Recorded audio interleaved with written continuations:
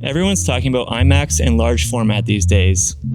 So I wanted to make a movie talking about film formats and sensor sizes, but I don't have an IMAX camera, so I had to come up with my own solution.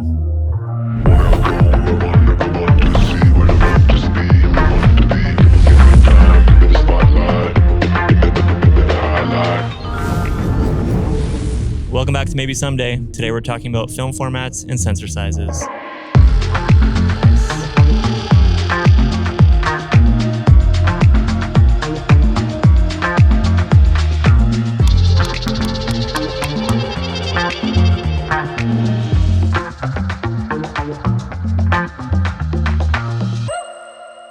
I should start by clarifying that I'm not approaching this as an expert on this. I'm very familiar with the systems that I use all the time, which is primarily Super 35 and full frame and occasionally Micro Four Thirds, but I've never really had access to IMAX or large format cameras. So the approach with those is still kind of abstract to me, and I want to have a deeper understanding of it. As a DP, I'm starting to get opportunities where I might be able to use those systems. So I want to make informed decisions about what the trade-offs are when going from one system to another and why I might pick a larger format or stick with what I know. So let's start with what I do know.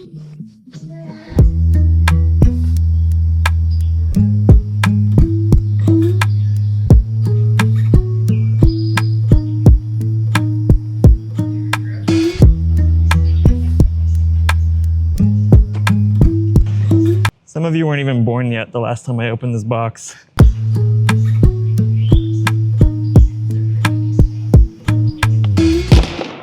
So I got my start shooting 35mm film in the 90s, and I didn't go to film school or photography school.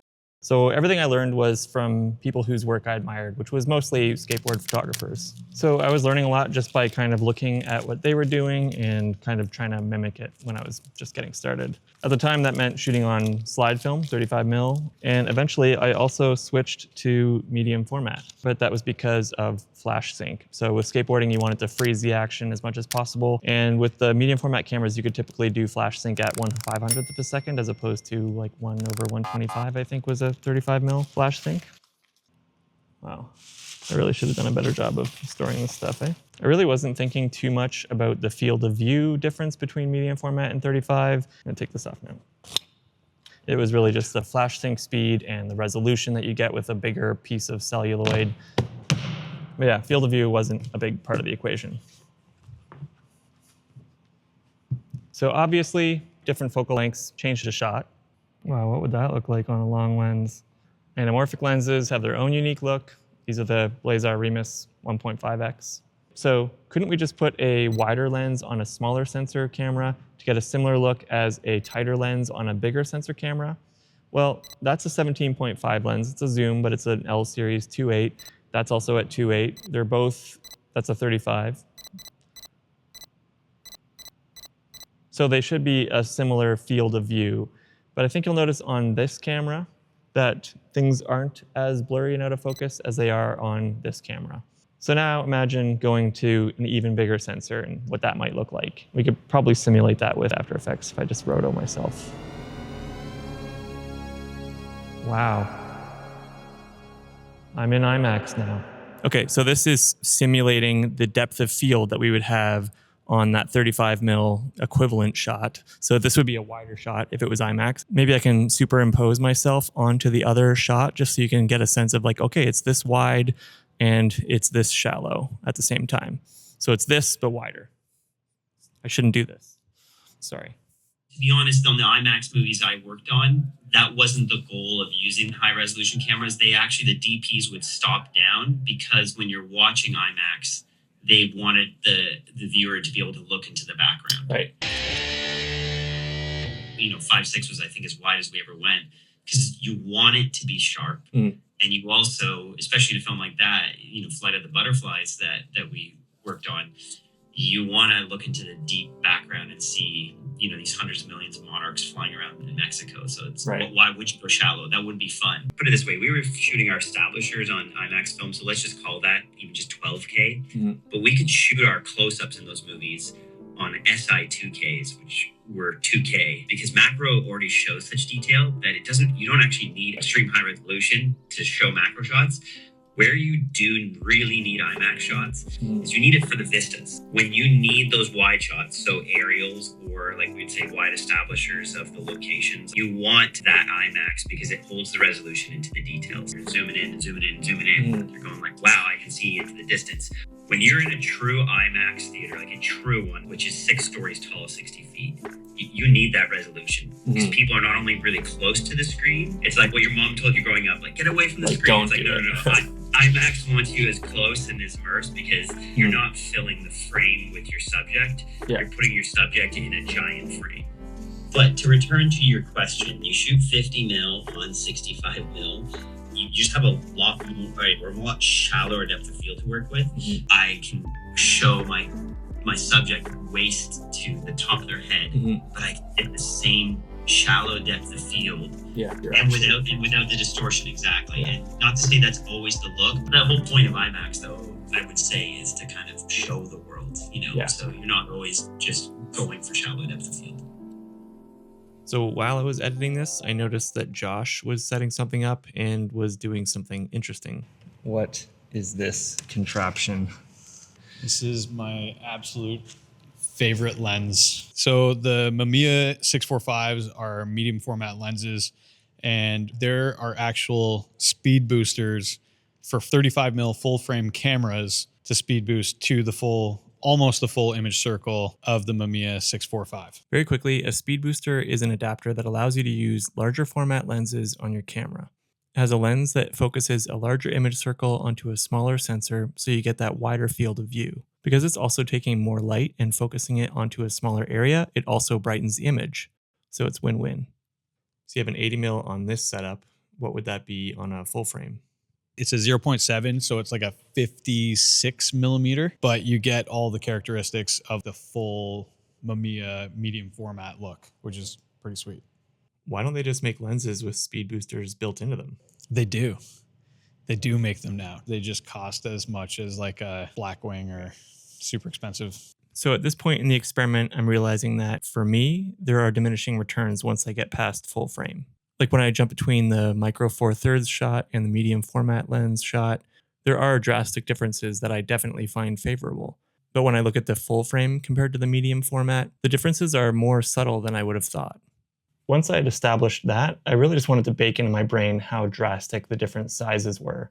And since I don't have access to every camera, I decided to create these cutouts. Mark had mentioned something about how wide a 50 mil lens was on an IMAX camera, so I figured that mimicking the field of view of a 50 mil on various formats would be a cool way to really bake in how that frame changes as we scale up in size.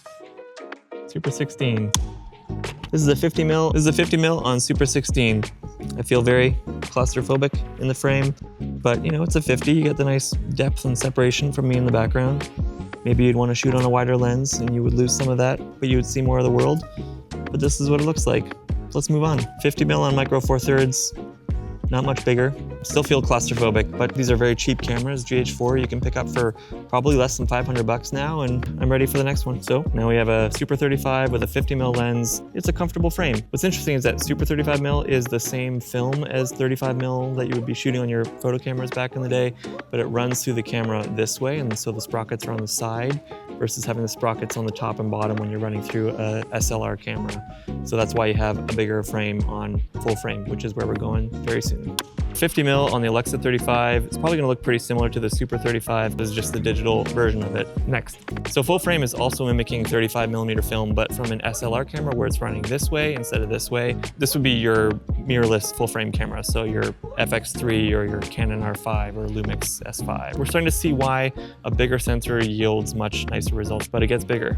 So this is Panavision 570, and this is what a 50 mil would show you, which is a lot more than the other frames we've been seeing. We're seeing all these windows now, we're getting more sense of the space. What's cool about this film is it's the same as IMAX actually, but it is running this way through the camera instead of this way. Cinema cameras generally tended to run this way through the film stock, but some people break the rules, and that's where we're going very soon. So this is what a 50mm looks like on the Alexa 65. So it's a digital version of the Panavision 570, more or less. So we're seeing very similar amounts of information. We're getting a nice depth of field between me and the background. We're seeing a lot of the world. So all of the great things of shooting on a larger format, but this is digital. A great camera, unfortunately, you can't buy it. You can only rent it, as far as I know. So cool. So this is what a 50mm would look like on an IMAX camera. We're seeing the entire space. The whole thing with film is you want to make things three-dimensional. So you want to have things in the foreground and the background, but you also want to be able to isolate people with pockets of light and with focus. And having such a large sensor like this allows you to do that. It also presents new challenges because now we're seeing the grip gear, and I'm used to being able to get lights nice and close to subjects, especially when we're doing close-ups. And I first noticed this when I started shooting anamorphic, is suddenly I was seeing C-stands and flags where I thought they would be safe. So it's not that it is a bad thing, but it presents new challenges. And this is something I wanted to literally flag. But most likely, if you're shooting an IMAX movie, you probably have the budget for very powerful lighting and an incredible grip team who can shape the light and just get everything perfect the way you want it to. So this was basically where the video was gonna end. But then at NAB, I got chatting with the people at Fujifilm about the Eterna 55. The next thing I knew, I was trudging through the forest with an IMAX approved camera, balancing it on rocks and tree stumps, and getting hands-on with the largest format digital cinema camera that currently exists.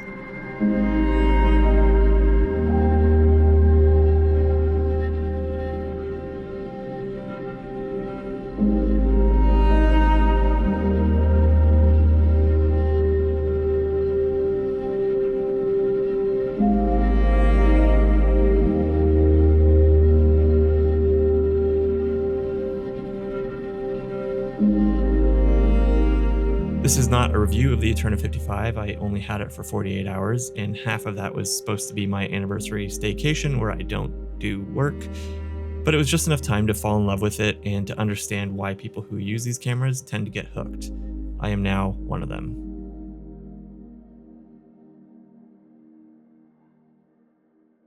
I wish I'd had faster lenses to play with. These were the DoLens APO Minis, which are T2.6. So big thank you to my friend Dom for lending them to me on such short notice.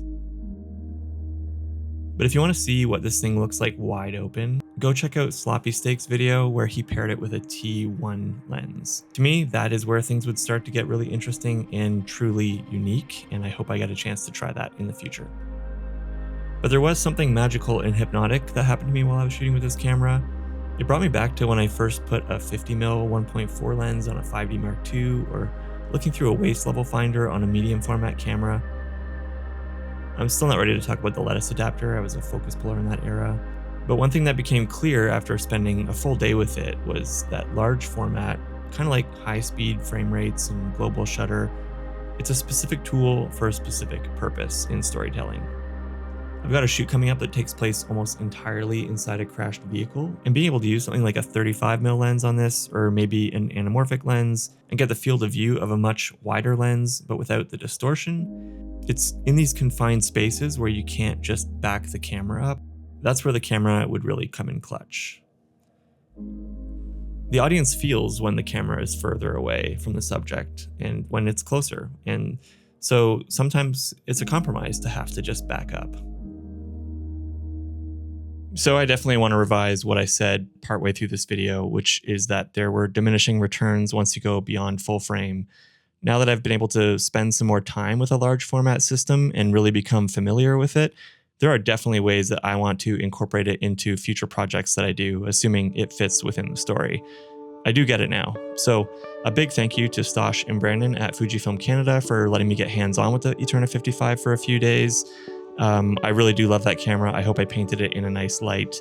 And a big thank you to the many people that helped me with this video over the last couple months. So Dom and Mark, George, Josh, Zach, Patrick, Michelle, thank you. I couldn't have done it without all of that help. I hope you learned something from this video. I know I did, but I'm sure there are things that I got wrong or that I completely missed. So feel free to roast me in the comments if you think there's something that I need to hear down there, and we'll continue the conversation there. Assuming I survive all that, I look forward to seeing you in the next video. So thank you for watching, and good night.